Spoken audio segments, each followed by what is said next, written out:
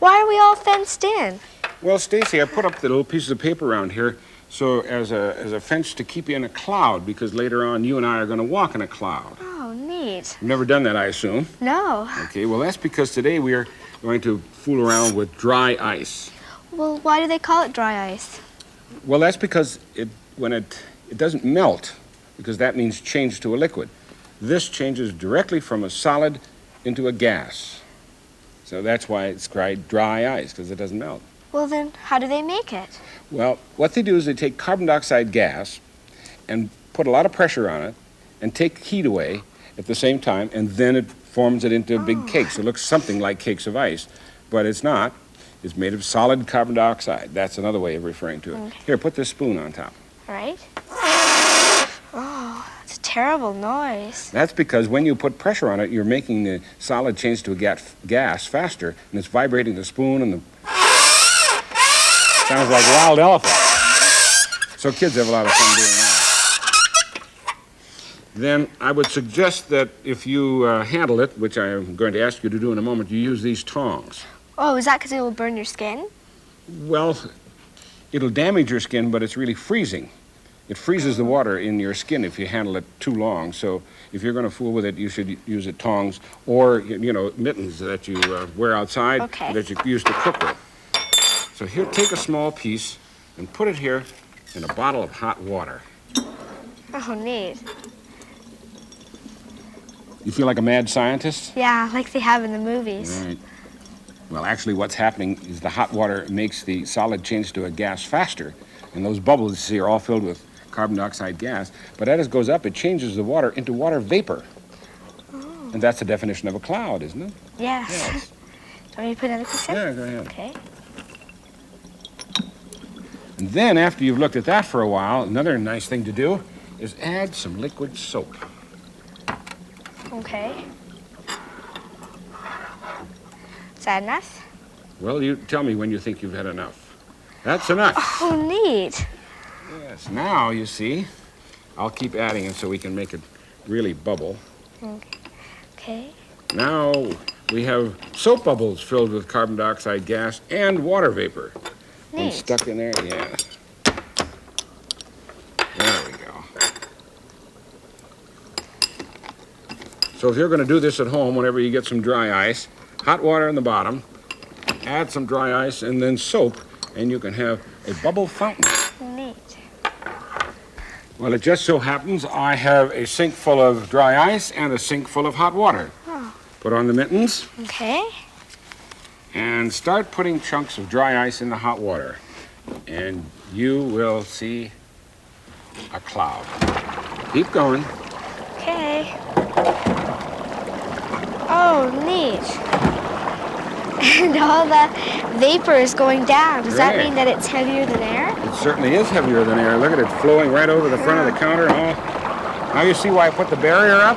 Yeah. Okay, let that go for a minute. Okay. Feel like you're walking in a cloud? Yeah. That's neat. It looks like the cloud rolling over the top. In fact, this is how they make cloud, some ways they make clouds in movies. Remember, you see angels walking around in this? Yeah. Feel like an angel? Yes. Nice carbon dioxide gas coming from dry ice, making water vapor clouds.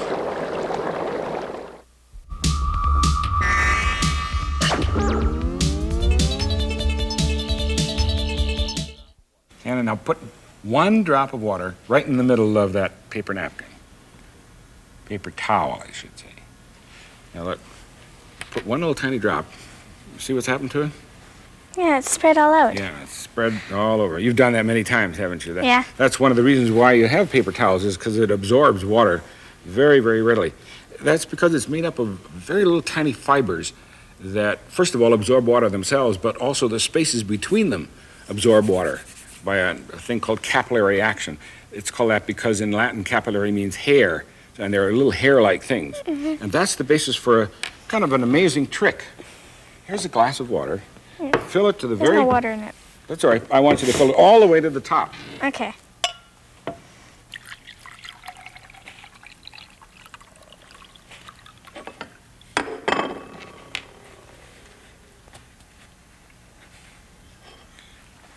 All the way. Okay.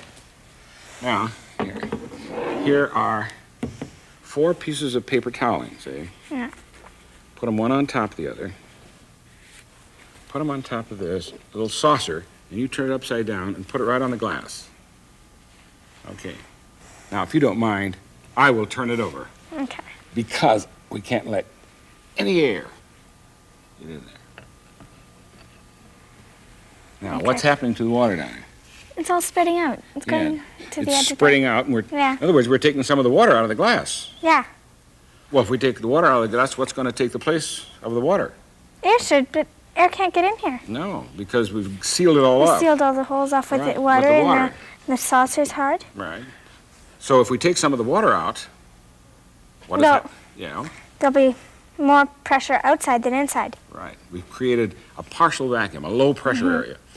And if we do that, and we have air pressure pushing down here, and air pressure pushing down here, And pushing on the on side. all sides, then you could, if you are very lucky, have glued the glass together to the saucer. So put your hand here and slowly raise it. Aha, you glued it together just with paper towel.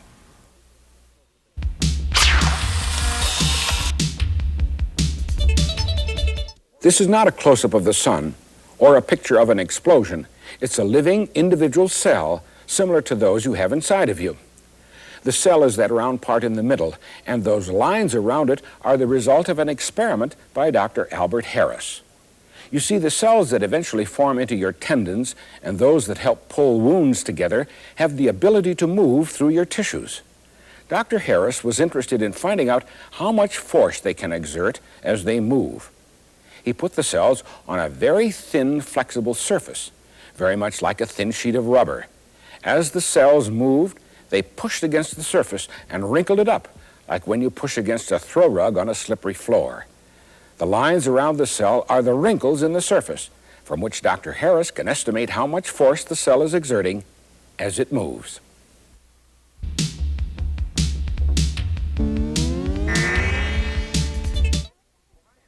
Hi, Mr. Wizard.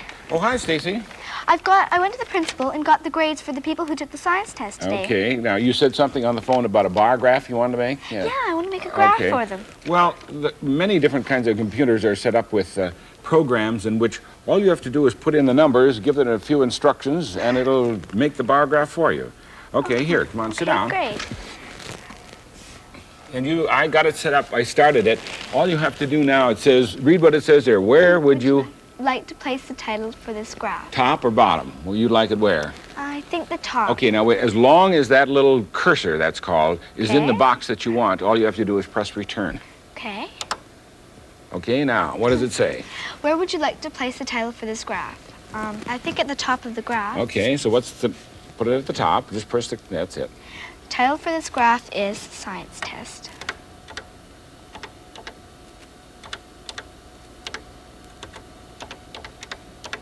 And then return, okay. The vertical axis name is, well, number of students. Okay.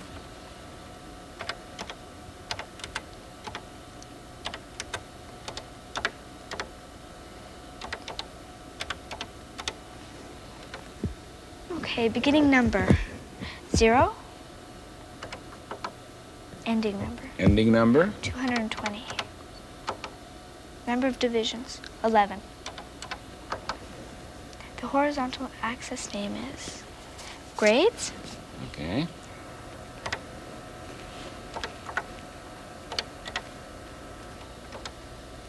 Number of bars, 13. Bar 1. Okay, now you got to name the bars. Okay.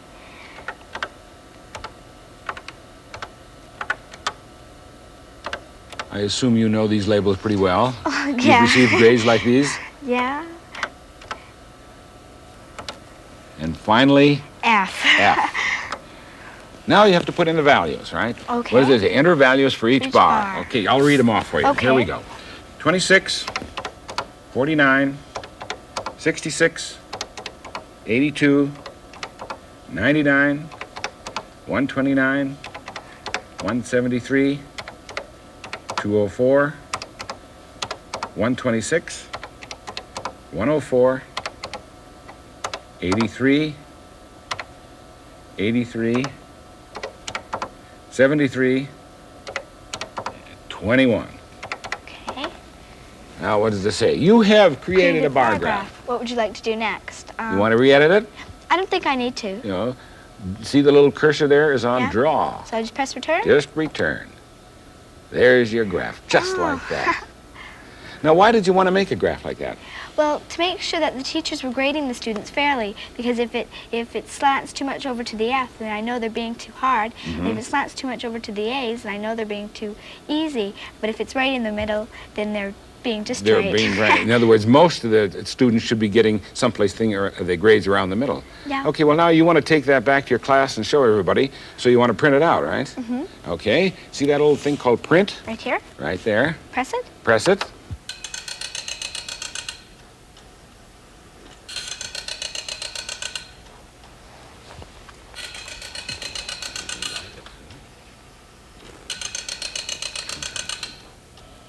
Okay, there you are, Stacy. All ready. Start all ready to take your class. Thanks a lot, Mr. Wizard. Okay, you're welcome.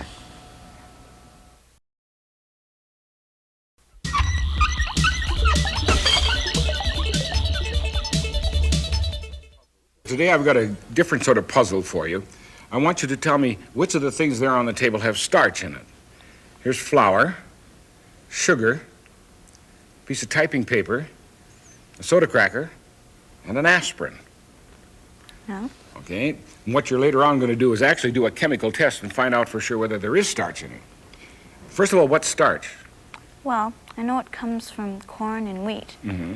and it makes you fat. Well, that's because it has calories in it, right? Yeah. You can put it in food, like gravy to make it thicker, and it's in spaghetti. Yeah, You can also put it on clothes to make them stiff. right. When you iron them, it gets... Okay, so that's a pretty good definition of starch. Have you ever done any chemical tests? No. Okay, well, there are various kinds. One of them is a color change. When the scientist, in this case, for example, puts iodine on something and it turns blue-black instead of the iodine color, then he knows that that contains starch. If he's got a liquid like this and he puts some starch in it and it turns blue-black, Then he knows he has iodine. right, and only iodine and starch will make that dark blue color.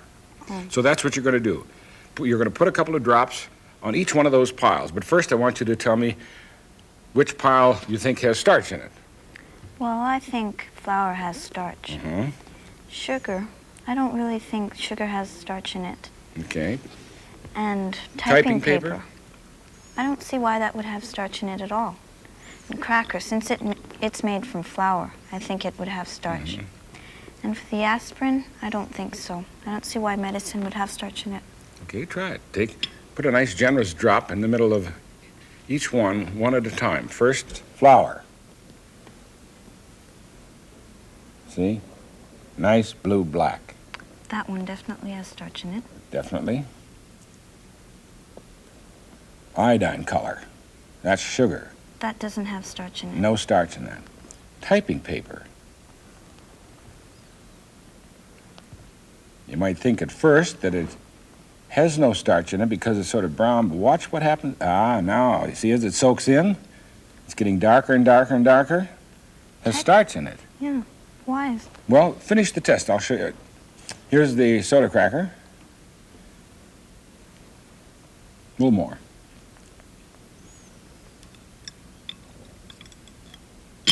Already blue-black, right? So you were right about that one. That has starch in it. Now the aspirin. Now you can put this back. Pretty blue-black, right? Yeah. Okay.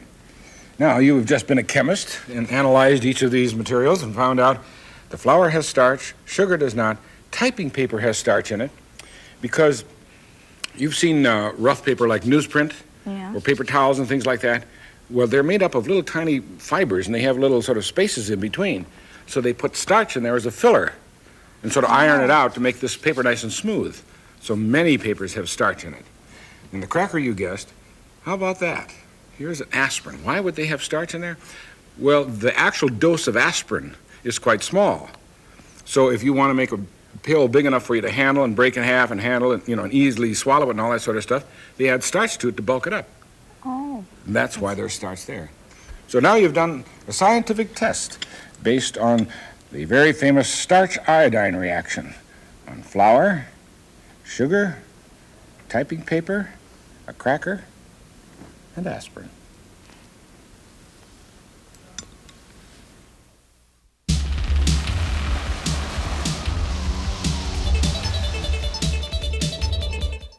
Lizards like this one live in the warm regions of every continent, but this one lives in the National Zoo in Washington, D.C., and one of its cage mates that appeared to be healthy has just died. Why? To find the answer, scientists in the Animal Health Department of the zoo go to work. X-rays show the lizard's bones were considerably thinner than those of a healthy animal, and the eggs inside its body were soft and not well developed. The scientists suspect the lizard had a serious calcium deficiency. As you know, calcium is a mineral that's essential in your own diet to help build strong bones. Calcium is also an important ingredient in eggshells. Samples of the lizard's tissues examined under the microscope and chemical tests confirmed the scientists' suspicions. In spite of having been fed a diet that was considered healthy for lizards, the dead lizard's body was deficient in calcium. If lizards could be grateful, these would want to thank their dead cage mate and the scientists for a diet that's now high in calcium to keep them healthy and tastes good.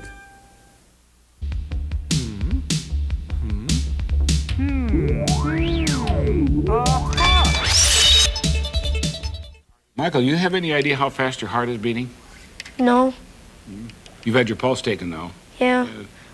Had it taken by a doctor and puts his fingers right there. Yeah. Well, I'll give you a clue. See if you can take a guess. Now, think of the size of the animal. A baboon's heart beats at about 100 beats per minute. A lion's heart beats about 50 times a minute. And an elephant beats about 25 times a minute. See, so the smaller the animal, the faster the heart beats. Right. So now take a guess. How fast do you think your heart's going? Well, about 75 beats. How'd you arrive at that? Well, I'm a little smaller than a baboon. Or a little bigger, a little smaller. You're a little bigger than a baboon because okay. the slower it goes. Okay, so you use the baboon as a sort of a mark, okay?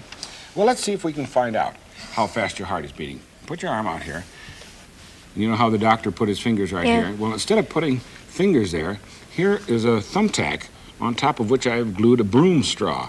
And if I can put it right there about where your heart beats, it should wobble back and forth every time your heart beats. See the tip there? Uh-huh.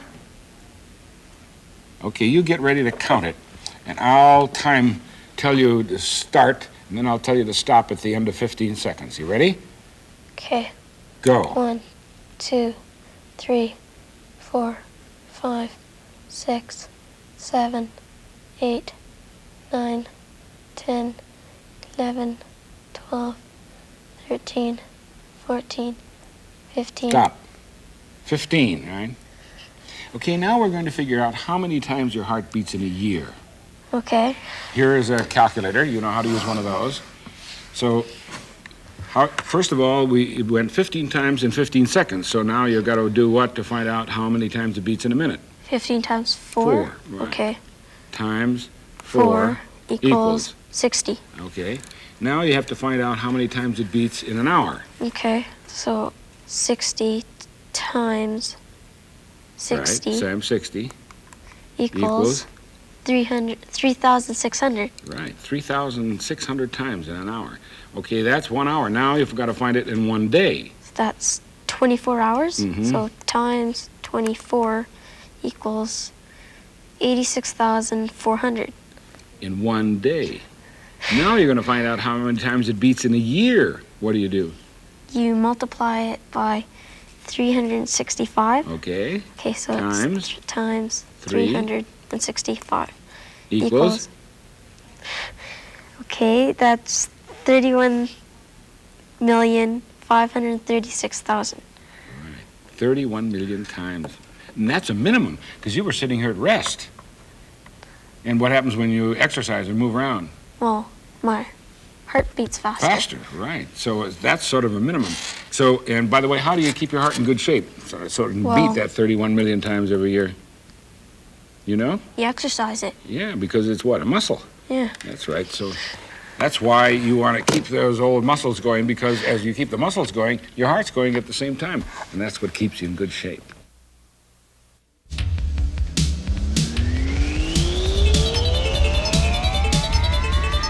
Not too many people have a rain shower in their kitchen like this. No. Yeah. So that really is rain, but you describe, what is rain? What makes it? How does it work? Well, the sun and the ocean, okay? And the sun evaporates the water into sort of smoke. Yeah. And then the smoke rises into the air and forms clouds. Mhm. And when it rains, the clouds change into water again, and then it falls. Okay, yeah, pretty close. Yeah. First you said that the sun evaporates the water from the ocean. It also evaporates Yeah. the water from ponds and puddles and, lakes and rivers and so forth. Where is the sun here? Where does the heat coming from? The stove. Right. And I'm boiling the water, but you said evaporation, and they're very much alike, evaporation and boiling. What you're really doing is adding heat to the water molecules so that they change from a liquid into a gas. In boiling, it just takes place a lot faster than in evaporation. Okay, so now you got the water vapor up into the air. Notice I said vapor. That's what you were sort of referring to as smoke. They're little tiny droplets of water that you can't see. As they rise now, they get cooled off and condense into bigger and bigger droplets, and that's what forms a cloud. Okay? That's what forms a cloud. And my cloud is a glass or a dish full of ice water up above. Yeah. That's how I'm cooling off the water vapor inside. Then usually they have to condense around some kind of a little particle of dust or something, and they get bigger and bigger and bigger until finally they fall and go back down, run back down to the ocean again. Notice the ocean is blue because I colored Yeah. it blue, and that the rain is not blue. How come? Well, the sun, or the stove, Mhm. it only takes the water and it rises. It doesn't take the salt. The salt or any of the other things, Yeah. right? It's called distillation. That's one of the ways they can distill water. You leave all of the other stuff behind and get only nice pure water. Well, very good. So if you want to try this at home, you don't have to have a great big beaker like this one. You can get a smaller thing that'll stand the heat of the stove, put a glass full of ice cubes on the top, and in a couple of minutes you'll have a rain shower of your own in your kitchen.